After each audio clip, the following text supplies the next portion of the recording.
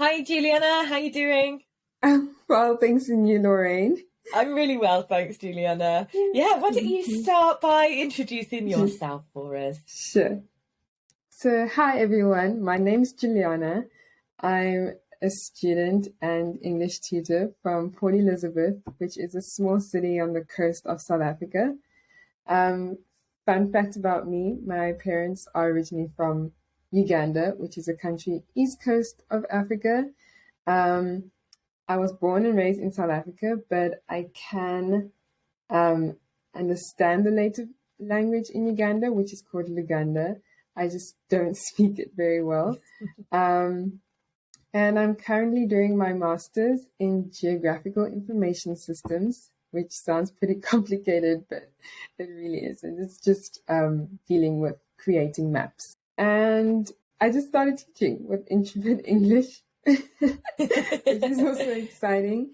I just joined the team, and yeah, that's what I do so far. Oh, lovely.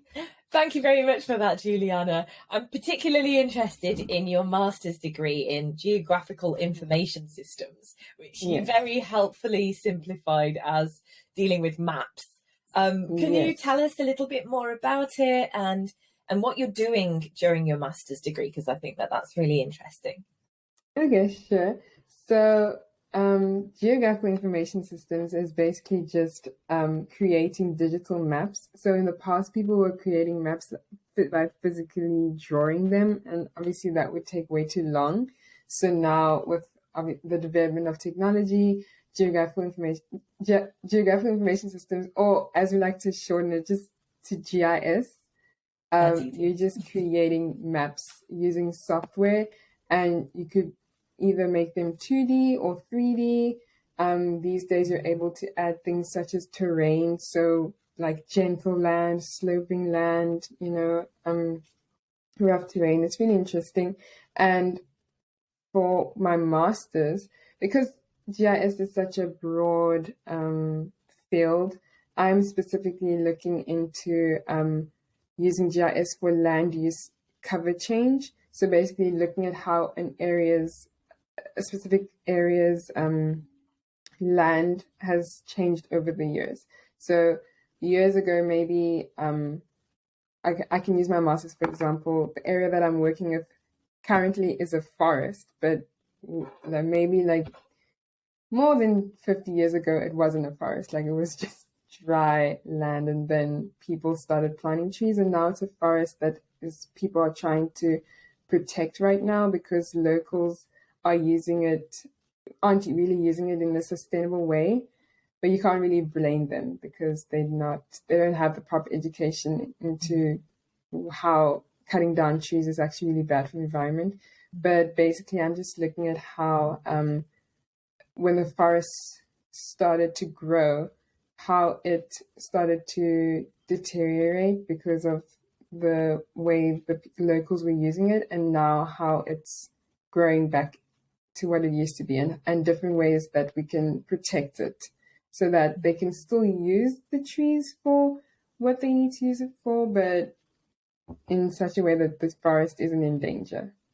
Yes. Wonderful. That sounds Yeah. like, firstly, a really interesting topic, but secondly, really, really valuable now Yes. to protect, well, all forms of wildlife and biodiversity. Yes. So Definitely. that's fascinating.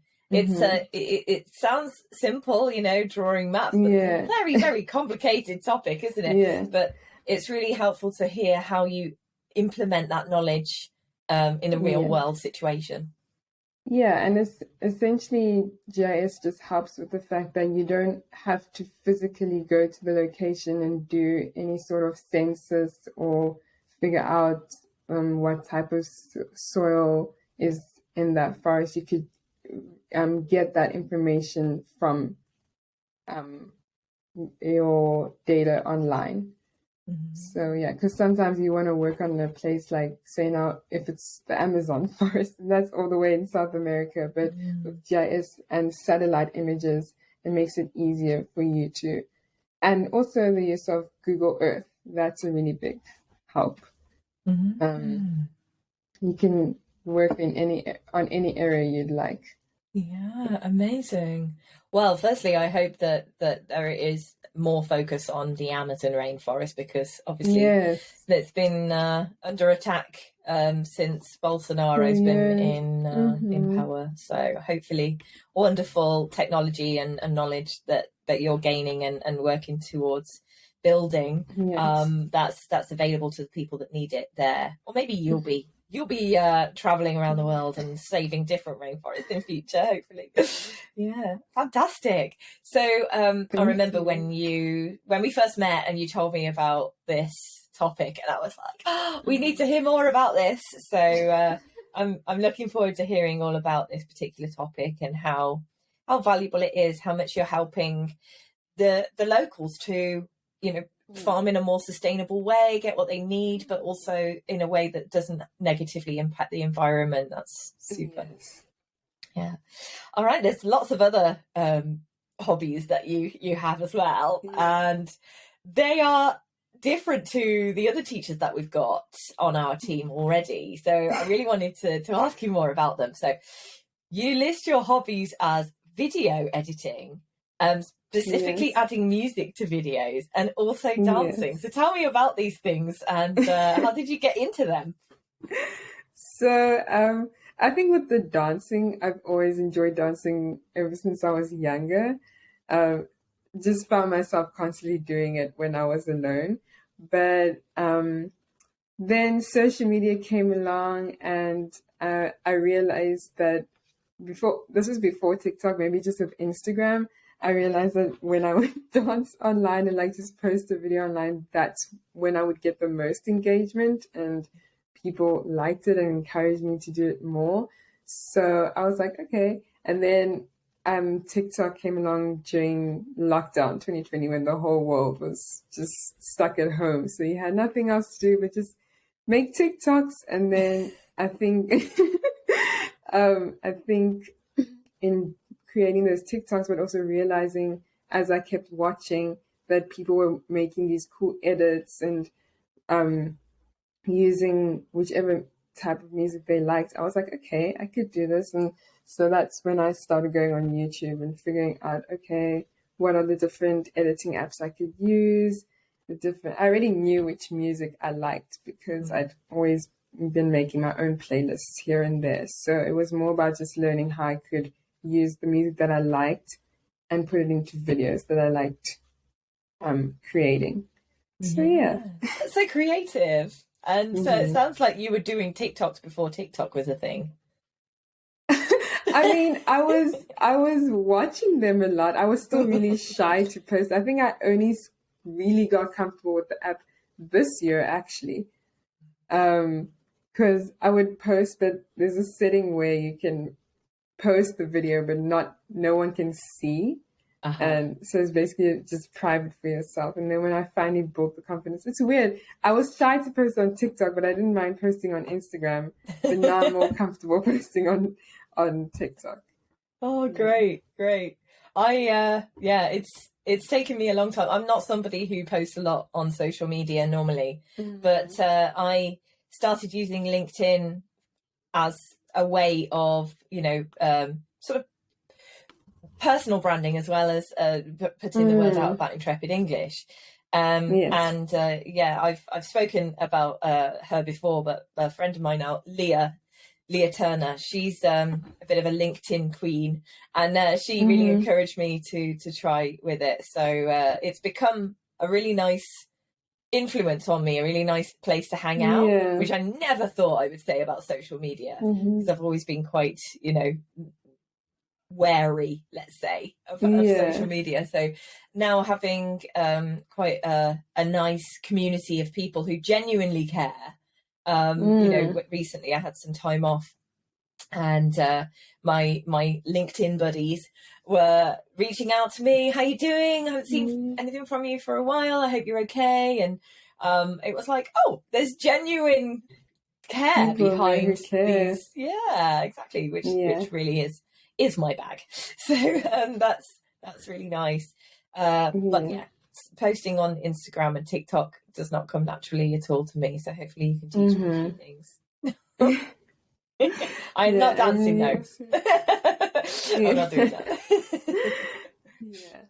And you just realize that because you think that the editing is complicated, but it's really not, especially because they've even made it easier where people literally create editing templates where you just have to slot in your videos and that's all you need to do. You don't have to actively go and do the edits yourself. So it gets easier and easier every day. Great, nice. I went away for the weekend last weekend to the Scottish Highlands and had quite a few photos and videos. So I used an app to edit them into a 1-minute video. And I actually was really pleased the way it came out. If you can edit it with the timing of the music, it just has a really sort of clean effect to it. And I really enjoyed that. So yeah, I posted that on LinkedIn and sent that to my family and friends who were like, did you do this? And I was like, yeah. Oh, yeah, but it's an app. It's a free app that helps you to do it. But I love trying new things, you know, in terms of technology or in terms of music as well. So yeah, I'm looking forward to geeking out with you about that. Not only do you love dancing, but you're into choreography. Is that right? Yes. Tell me about that. That is still on a very small scale. But I realized that from TikTok, like a lot of people were just creating their own dances. So I was like, okay, I know that when I'm listening to my music, I can literally just zone out, and then I'm like creating dances in my head and slightly like doing them with my body, but I always have them in my head. So when I have like free time, or when I do remember that, oh, hey, I had this, you know, these few steps in my head, let me try them out, I'll do them and then film them so that I can watch them back and see how I can like change something here, you know, tweak something there. So yeah, I haven't taught anyone any of my dances, but they're still for myself. But yes. Give me my apology. That's what it's go. You know, I say, you know, she para for me and then she calling my phone. I said, do you like it? She told me I do.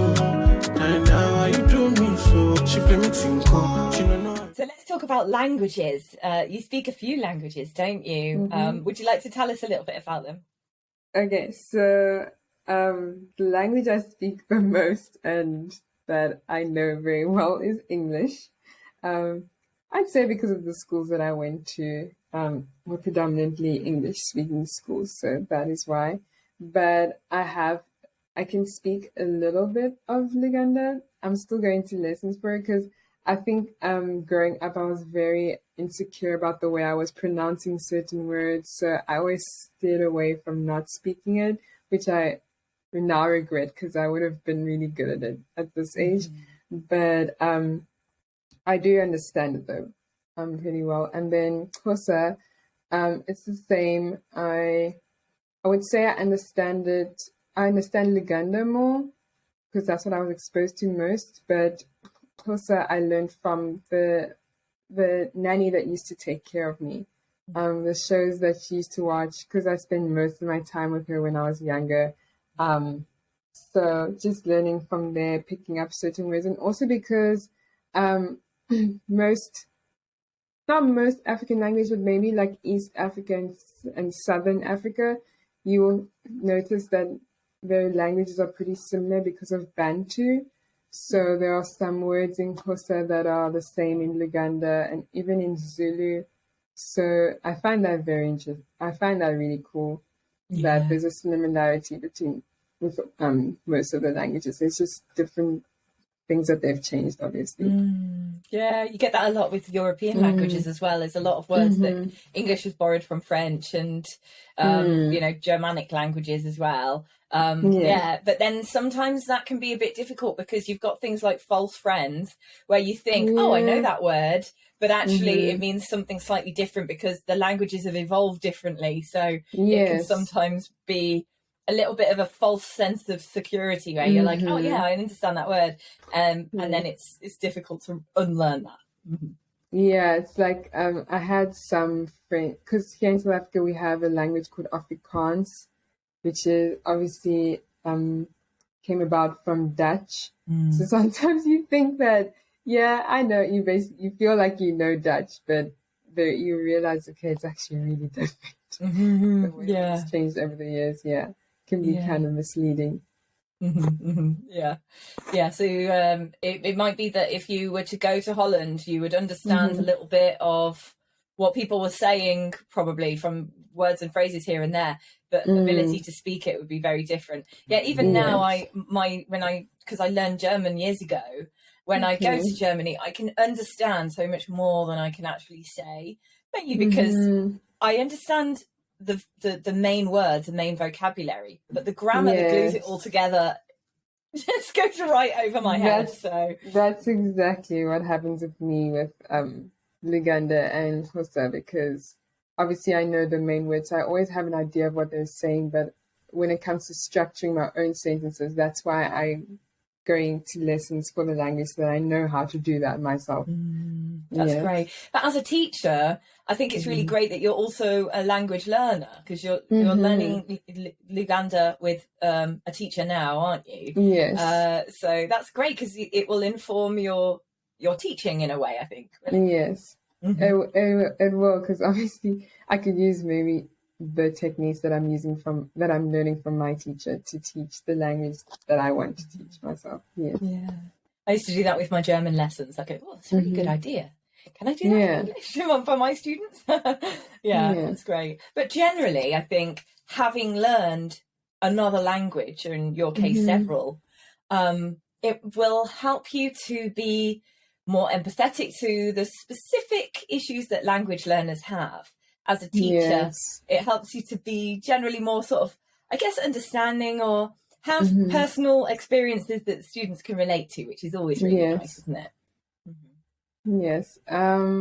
Probably the most common feeling you have when you're learning a language is that you feel really discouraged when you're around people that speak the language so well. Mm. But um, and most people will just say, yeah, just read books. But I find that with any language, when you reading is the most difficult Yeah. way to learn a Mm. language.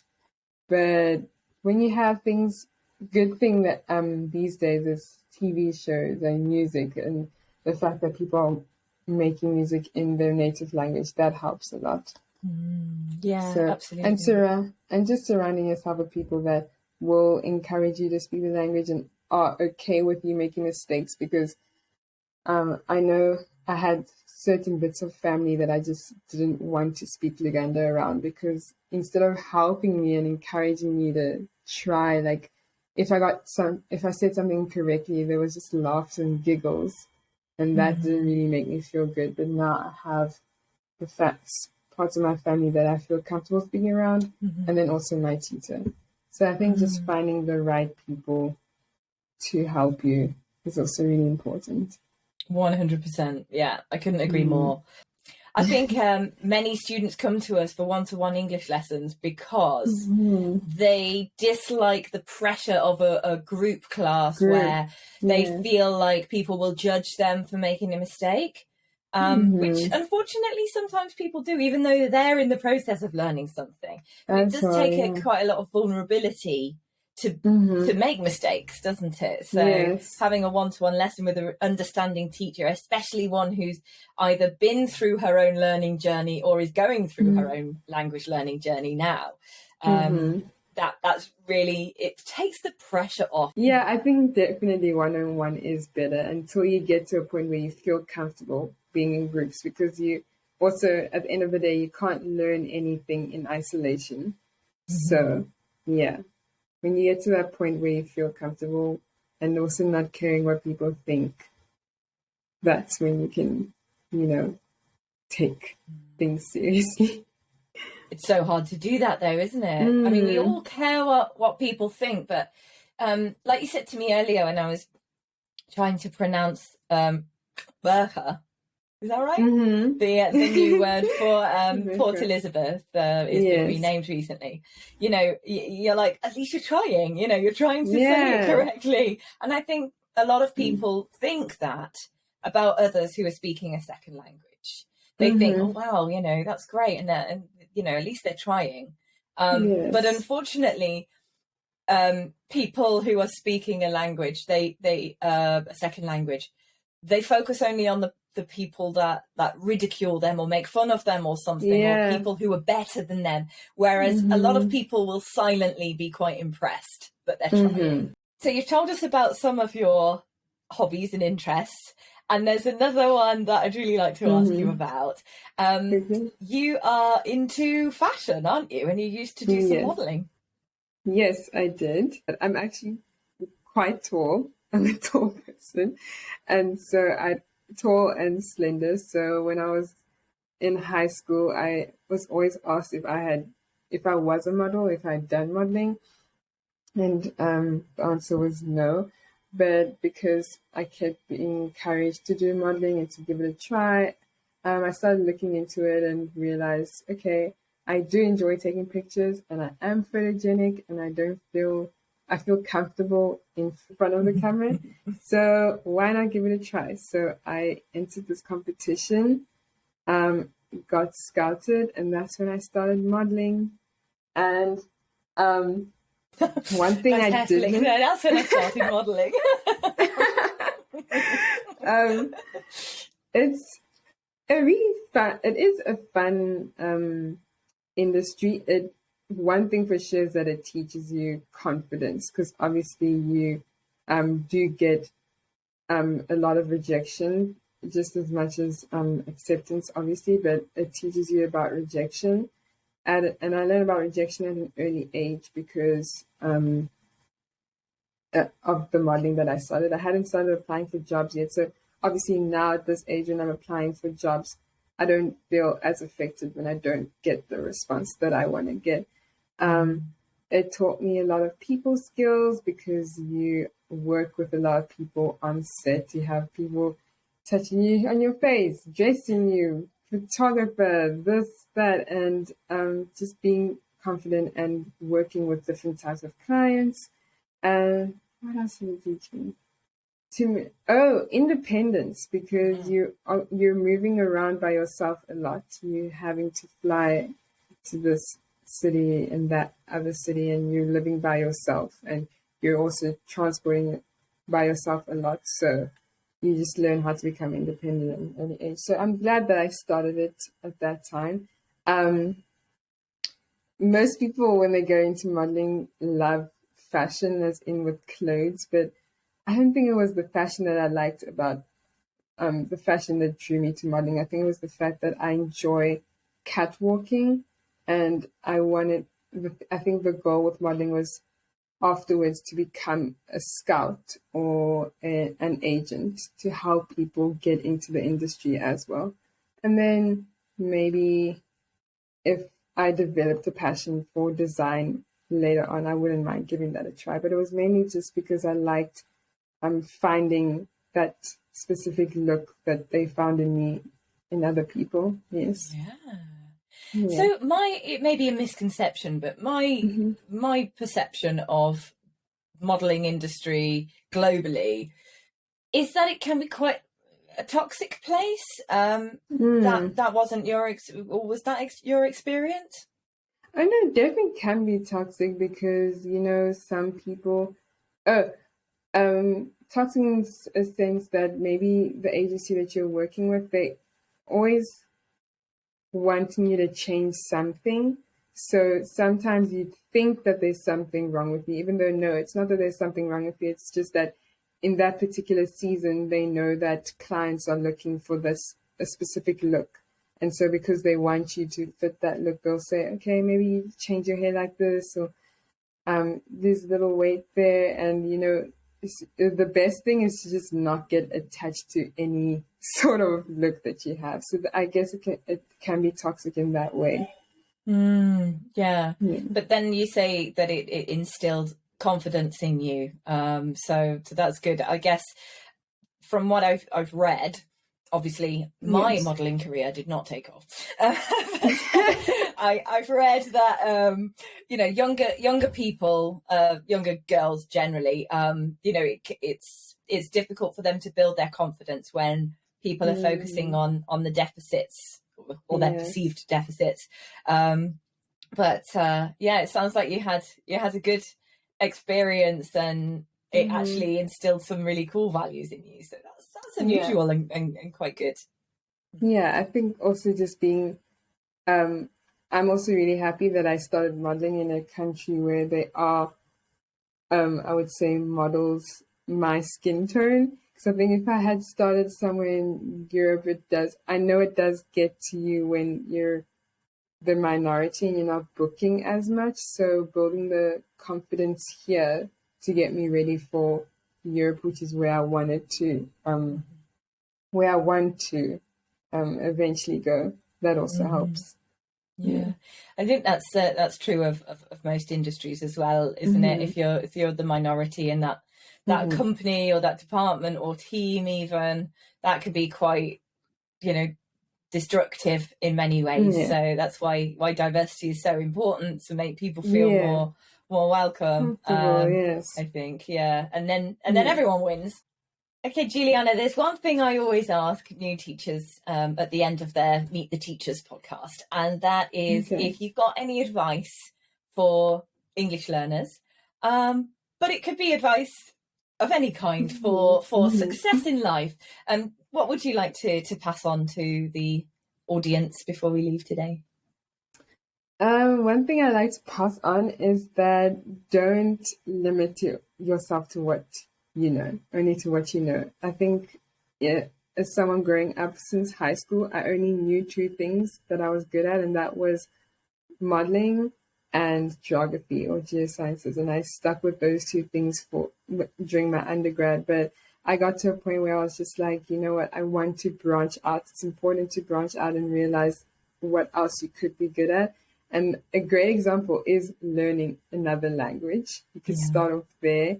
And then from there, learning different skills, like how I did with my video editing and dancing. And you don't always have to be perfect at those things, and you don't always have to monetize those things. Because I realize in today's world, people are always trying to monetize their hobbies, but it doesn't have to get to that point. It's just making sure you step out of your comfort zone is really important, and not caring what people think before you start any of those things. Because if you care about what people think, then it's not going to make it any enjoyable. Yeah, that's so true. I love that advice.